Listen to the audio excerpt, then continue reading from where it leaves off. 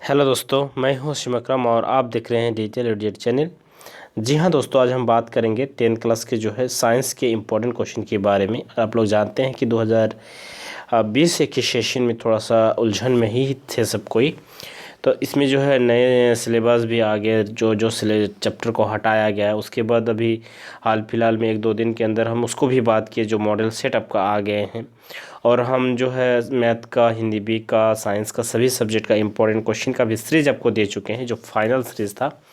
और उसमें भी बात यही किए थे कि जो इम्पोर्टेंट क्वेश्चन होते हैं वो इम्पोर्टेंट होते हैं, हालांकि उसको पैटर्न जैसे भी चेंज करेगा वो वही सब रहेंगे। लेकिन पैटर्न चेंज होने के कारण क्या होता है, क्वेश्चन का संख्या का नंबर जो है उलट पुलट हेर फेर होते हैं। तो अभी हाल फिलहाल में हम लोग जिस डिस्ट्रिक्ट में है, ये डिस्ट्रिक्ट के जो है डिस्ट्रिक्ट एजुकेशन ऑफिसर होते हैं, उसके बेसिस पर ये सब एग्ज़ाम लिया जा रहा है। हालांकि ये जो है काफ़ी इम्पोर्टेंट भी है, क्योंकि संथाल परगना में ये डीओ मैम जो है हम लोग का इधर, ये काफ़ी पावरफुल है और काफ़ी एजुकेशन के विभाग में काफ़ी योग्य भी रखते हैं कि कौन कौन क्वेश्चन आएंगे, कैसे सिलेबस बनेगा, ये लोग का पहुंच रहता है। तो उसी के बेसिस पर ये एग्ज़ाम इधर लिया जा रहा है। तो ये स्कूल की तरफ से एग्ज़ाम लेने के बाद ये क्वेश्चन हमको मिले हैं। अगर आप लोग को भी एक एग्ज़ाम लिया जा रहा है इसी क्वेश्चन को, तो ज़रूर आप लोग कमेंट करें, तो जिसमें मेरा एक कन्फ्यूजन क्लियर होगा कि ये पूरे झारखंड में लिया जा रहा है।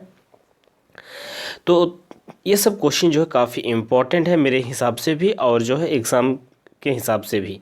तो बोर्ड एग्ज़ाम में ही सब क्वेश्चन आएंगे। हो सकता है कि जो पैटर्न अभी 2021 के लिए मॉडल सेट जारी किया गया उसी पैटर्न में ले, लेकिन एक क्वेश्चन सब कुछ इम्पोर्टेंट है। तो खैर जो भी है, इसमें हम पूरा क्वेश्चन डिस्कस करेंगे। 10 मिनट का शायद वीडियो होंगे।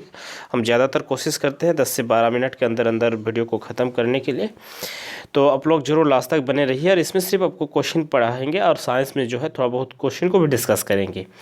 क्योंकि साइंस में अक्सर जो होते हैं बच्चों के पास क्वेश्चन आंसर नहीं मिलते हैं, हालांकि हिंदी में दूसरे सब्जेक्ट में इधर उधर करके खोज करके ये कर लेते हैं। तो इसमें जो है हम थोड़ा बहुत करके किसी क्वेश्चन को डिस्कस करेंगे, जो टफ लगेंगे, जो ऐसे नॉर्मल होंगे उसको छोड़ देंगे।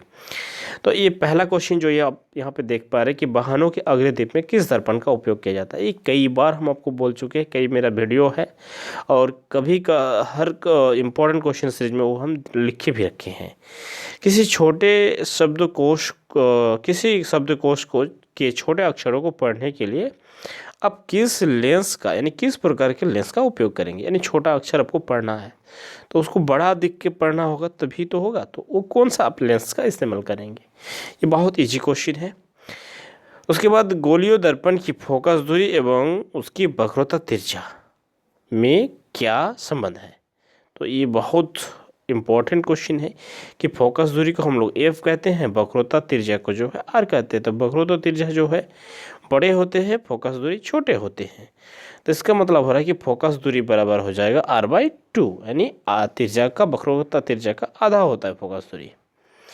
उसके बाद यहाँ पे अवतल लेंस द्वारा किसी वस्तु पर हमेशा किस प्रकार का प्रतिबिंब बनता है अवतल लेंस में। ठीक है, ये भी काफ़ी इंपॉर्टेंट क्वेश्चन है। विभव अंतर मापने वाले यंत्रों को क्या कहते हैं। विभव अंतर जिस यंत्रों से मापा जाता है उसको क्या कहते हैं, वोल्टमीटर कहते हैं, या विभव मापी यंत्र भी कहा जा सकता है।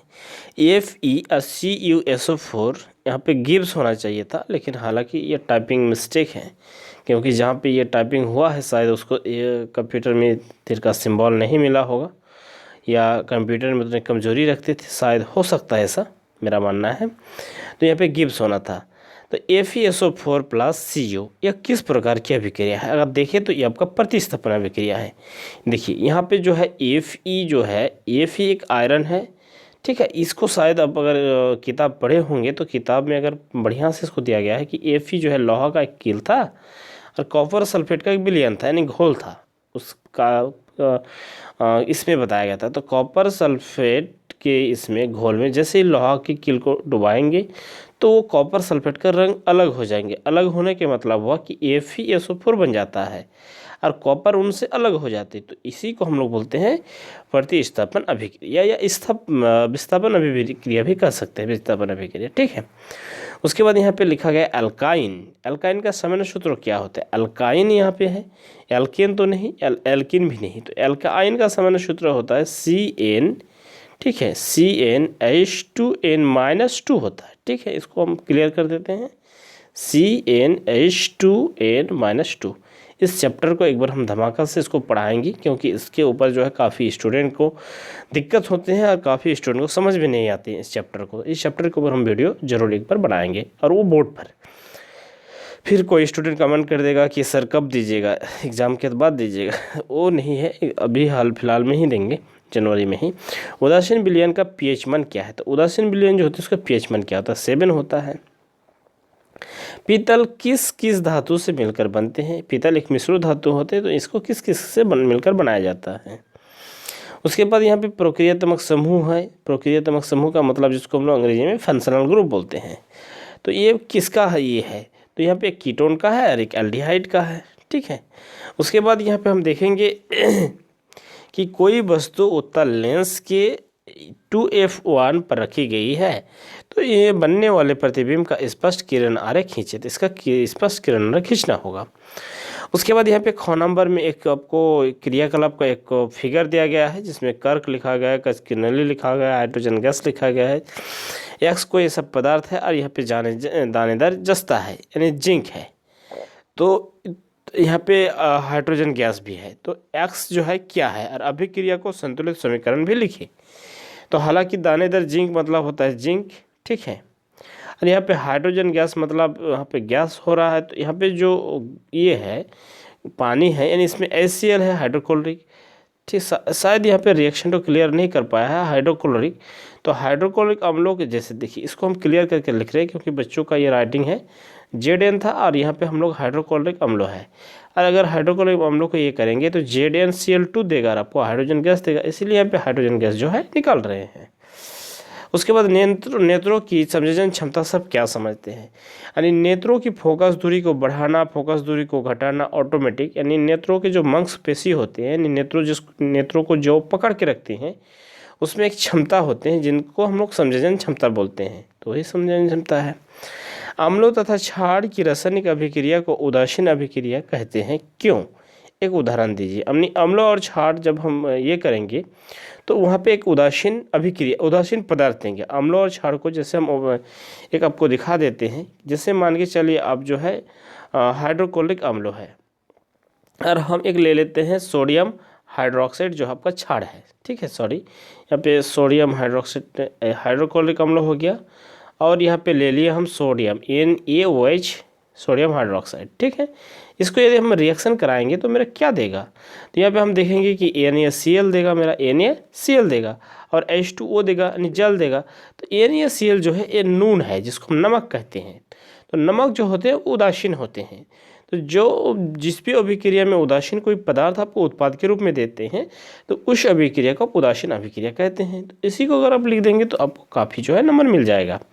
7 नंबर क्वेश्चन देखेंगे, किसी व्यक्ति को अपने दृष्टि दोष के संशोधन के लिए -4.5 डायप्टर, डी यहाँ पे डी लिखा गया, डी मतलब डायप्टर।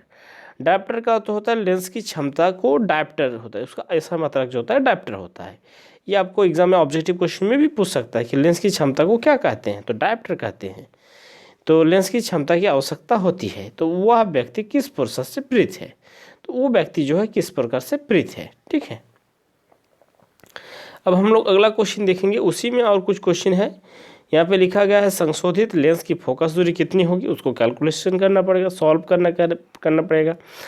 संशोधित लेंस की प्रकृति क्या होंगी उसके बाद ऊष्मक्षेपी एवं ऊष्माशोषी एवं ऊष्मक्षेपी दोनों में एक ही टाइप का, हाँ ठीक है। तो ऊष्माशोषी और ऊष्मक्षेपी अभिक्रिया क्या है, एक एक उदाहरण दें। ऊष्माशोषी का अर्थ होता है जिस अभिक्रिया में ऊष्मा शोषण करता है, यानी जिसमें अभिक्रिया के लिए ऊष्मा की आवश्यकता होती है, ऊष्मा हो, विद्युत हो, प्रकाश हो, तो उस टाइप के अभिक्रिया को हम ऊष्मा क्या बोलेंगे, शोषी बोलेंगे।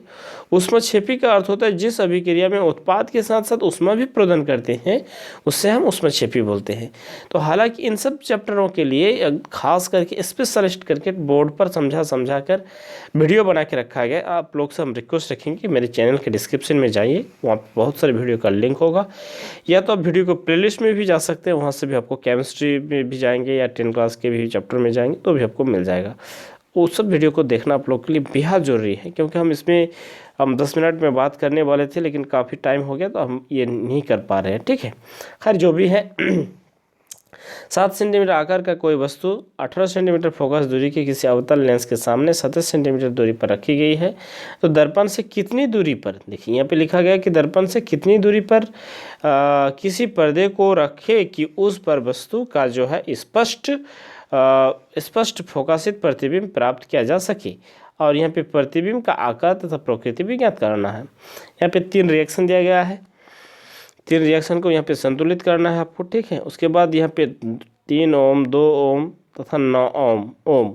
यहाँ पे ओम जो है सिंबल देना चाहिए था, लेकिन हालांकि सिंबल शायद खोज करके नहीं मिला होगा जो टाइपिंग किए होंगे, क्योंकि ये जो है डिस्ट्रिक्ट लेवल में ही ये टाइपिंग हुआ है। तो खैर जो भी है, इसको टाइपिंग के अंदाज़ा नहीं था। हम लोग तो इसको बढ़िया से टाइपिंग करते हैं, क्योंकि हम लोग के पास कंप्यूटर की भी नॉलेज है और इस सिंबल से आते हैं। इंसर्ट मेनू में जाकर अगर सिंबल में जाएंगे तो ये इजीली तरीके से आ जाएगा। खैर जो भी है, कंप्यूटर का भी नॉलेज आपको नहीं दे रहे हैं।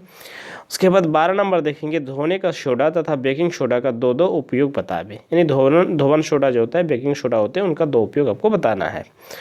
उसके बाद घरेलू परिपथ में तारों को पार्श्व क्रम में क्यों संयोजित किया जाता है। घरेलू परिपथ में जो है तार को हम लोग पार्श्व क्रम में क्यों संयोजित करते हैं। उसके बाद यहाँ पे इथेनॉल है, और इथेनॉल तथा इथेनॉइक अम्लों में परिवर्तन को ऑक्सीकरण अभिक्रिया क्यों कहा जाता है। क्योंकि वहाँ पे ऑक्सीकरण का जो है संयोग होता है, जिसमें ऑक्सीजन जोड़ता है, उससे हम लोग ऑक्सीकरण अभिक्रिया कहते हैं। समजाति श्रेणी किससे कहते हैं, उदाहरण से समझाइए। समजाति श्रेणी मतलब होता है एक ही प्रकार के होंगे, एक ही प्रकार के फंक्शनल ग्रुप होंगे, लेकिन 2 सदस्यों के बीच CH2 का अंतर होते हैं, उसे हम लोग समजाति श्रेणी बोलते हैं।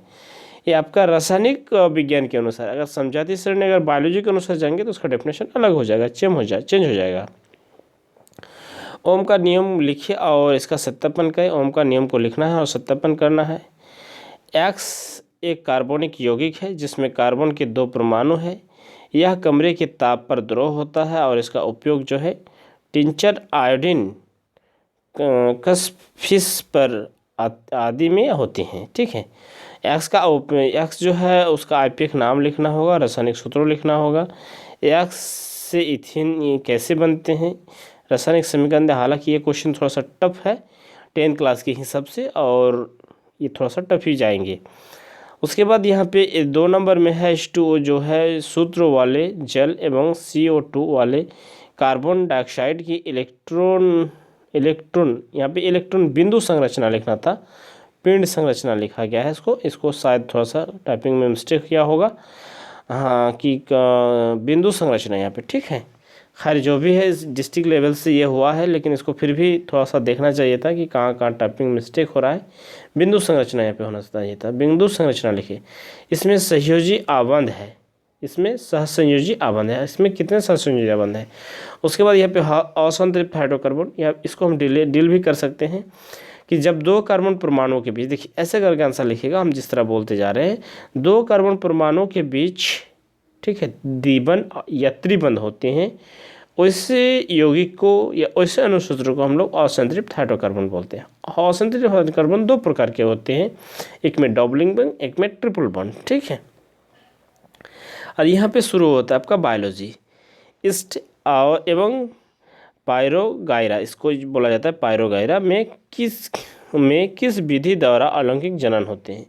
ये छोटे छोटे जीव होते हैं जो मतलब काफ़ी छोटे होते हैं, जो इसको सूक्ष्मदर्शी से ही देखा जाता है। तो इसमें अलैंगिक मतलब लैंगिक के बिना जनन होते हैं, तो कैसे होते हैं, ठीक है।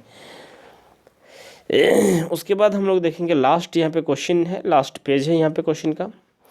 तो लार में पाए जाने वाले एंजाइम का नाम लिखें। लार्व जो होते हैं, यानी जो हम लोग खाना वाना खाते हैं जिसमें लार होते हैं, तो उसमें एक एंजाइम होते हैं। एंजाइम मतलब कोई भी आप मिठास मुंह में लगा लेंगे और बिना चबाए, बिना उसको ये कि अगर मुंह में थोड़ा सा रखेंगे तो ऑटोमेटिक वो थोड़ा सा मिठास होता जाएगा, धीरे धीरे लगेगा कि वहीं पे वो पच गया है। जैसे आप रोटी ले सकते हैं मुंह में, अगर रोटी को नहीं चबाएंगे, थोड़ा सा मुंह में रखेंगे तो लगेगा कि वो मिठास बन गया, थोड़ा थोड़ा उसमें वो जो है लचीलापन होते हैं, धीरे धीरे अपने आप वो ये हो जाएगा, एंजाइम हो जाएगा। यानी जो पेट में जाकर पचता है या हजम जिसको हम कहते हैं, उसको हम लोग पाचन बोलते हैं। लेकिन दूसरे जगह में जो हजम होते हैं, जैसे मुंह में हो, कोशिका में हो, तो उसको एंजाइम बोला जाता है। किस वैज्ञानिक को आनुवंशिकता का पिता कहा जाता है? किस वैज्ञानिक को आनुवंशिकता का पिता कहा जाता है? आनुवंशिकता मतलब होता है जो पीढ़ी दर पीढ़ी जो गुण ट्रांसफ़र होते हैं, यानी एक आदमी से, जैसे मेरे दादाजी को कोई बीमारी था, वो बीमारी मुझ में है, मेरे बीमारी जो है मेरे बच्चों में आ गए, तो यही होता है आनुवंशिक गुण। ठीक है, तो इसी का जो है आविष्कार किसने किया था? उसके बाद नेक्स्ट क्वेश्चन है श्वसन का मध्यवर्ती पदार्थ क्या है? उसके बाद रोजोधर्म कहाँ पाए जाते हैं? तो थोड़ा सा ये क्वेश्चन सेटिंग कैसा लग रहा है? रोजोधर्म दीर्घोरोम कहाँ पाए जाते हैं? 18 नंबर क्वेश्चन, मानव वृक्ष के क्या कार्य होते हैं? कोई 2 कार्य को लिखे। द्विखंडन बहुखंडन किस प्रकार से भिन्न है? ओजोन परत के अवक्षेप के क्या दुष्प्रभाव हो सकता है? देखिए, ओजोन परत जो होते हैं हमारे वायुमंडल में रहते हैं। ये वायुमंडल में लगभग 10 से 15 किलोमीटर एक मोटी परत होते हैं जो अतिवेगीय रोशनी यानी यूवी लाइट यानी सूरज के प्रकाश से जो पराबैंगनी किरण आते हैं उसको रोकते हैं, और वो किरण अगर पृथ्वी में आएंगे तो उसमें गर्मी भी बढ़ेगी, बहुत सारे पेड़ पौधे में या चर्म रोग ये सब दिखाई देने लगेंगे, तो इसमें हमारा पृथ्वी को काफ़ी नुकसान हो सकते हैं। तो ओजोन परत क्या कहते हैं, उसी को क्या कहते हैं, रोकते हैं। दुष्प्रभाव को बोल दिए। अलैंगिक जनन की अपेक्षा लैंगिक जनन में क्या लाभ है? अलैंगिक जनन में क्या होते हैं, जो उच्च जाति प्राणी यानी जो पीढ़ी बढ़ते हैं उसमें जो काफ़ी चेंजिंग उसमें नज़र आते हैं, यानी घट जाते हैं। लैंगिक में क्या होते हैं, वो और विकसित होते हैं। ठीक है, जैसे मान के चले, एक आपको उदाहरण के स्वरूप हम बता सकते हैं। एक आम का पेड़ है, उसमें एक आम जो होते हैं, वो जो भी आम आपको लगे अच्छा लगे, वो आम बड़ा है मान के चले साइज में, अगर उसका जो है बीज अगर बो देंगे तो उसी के बीज से एक आपका जो है आपको ये आएंगे पौधे आएंगे, तो वो पौधे में जब आम होगा पकेगा तो वो आम उसके साइज से छोटा होगा और उससे टेस्ट भी कम होंगे। तो यही होते हैं। लेकिन लैंगिक जनन में क्या होते हैं, वो विकसित हो जाते हैं। जैसे एक आदमी और एक औरत दूसरे घर में उसके शादी हुए तो फिर उनके से जो बच्चे होंगे वो अलग टाइप का होंगे, उनसे विकसित हो जाते हैं। तो इसीलिए ये बेहतर है, लाभदायक है। परपोषी स्तर क्या है? एक खाद्य श्रृंखला का उदाहरण दे तथा इसमें शामिल विभिन्न पोषी स्तर बनाइए। तो पोषी स्तर तो आप जानते ही हैं कि पोषी 2 प्रकार के होते हैं, परपोषी और स्वपोषी। जो स्वयं अपने भोजन बनाते हैं उसको स्वपोषी बोलते हैं, जो दूसरों का भोजन ये करते हैं खाते हैं तो उससे हम परपोषी बोलते हैं। जैसे आदमी हो गया परपोषी, कुत्ता हो गया परपोषी। ठीक है, जैसे स्वपोषी में आपका आ जाएगा पौधे, हरे पौधे, सभी पौधे नहीं हरे पौधे। ठीक है, जिसमें क्लोरोफिल पाया जाता है। उसके बाद 23 नंबर क्वेश्चन है, रक्त यानी रुधिर क्या है? इसके कोई 2 कार्य लिखे। मादा तथा नर तथा मादा जनन हार्मोन के नाम लिखे एवं कार्य लिखे। टेस्ट्रोजन और एस्ट्रोटेस्ट्रोजन हार्मोन 2 प्रकार के हार्मोन होते हैं और उन्हीं के कारण जो है नर में और मादा में अलग अलग दिखते हैं। नर में क्या होते हैं, मोच दाढ़ी ये सब आते हैं, मादा में वो सब नहीं आते हैं। ठीक है, तो ये हार्मोन की वजह से होते हैं। खैर जो भी है, जब हम चैप्टर वाइज आपको डिस्कस करेंगे तो ये सब क्लियर हो जाएगा। और खैर आप लोग के पास तो है ही, लेकिन मेरा मेन मकसद से आप लोग तक इम्पोर्टेंट क्वेश्चन पहुंचाना। मॉडल के प्रयोग द्वारा कैसे पता चलता है कि लक्षण प्रभावी अथवा अप्रभावी होते हैं? उसके बाद 26 नंबर क्वेश्चन, मानव उत्सर्जन तंत्रों का नामांकित चित्रों बनाइए। अमीबा का पोषण का वर्णन करें। अमीबा में पोषण कैसे होता है? कोई उत्पाद निकालता है, फिर कोई खाद्य कण को पकड़ लेता है, घेर लेता है। थोड़ा सा हम चित्रों में समझा देंगे तो ये काफ़ी जो है इन सब सवाल आप लोगों को सॉल्व हो जाएगा। लेकिन इसको आप जरूर लिख के रखें, यही शायद क्वेश्चन हम बोर्ड पर डिस्कस भी कर सकते हैं। खैर जो भी है, इस वीडियो में ही तक, फिर मिलते हैं नेक्स्ट वीडियो में। थैंक यू, धन्यवाद।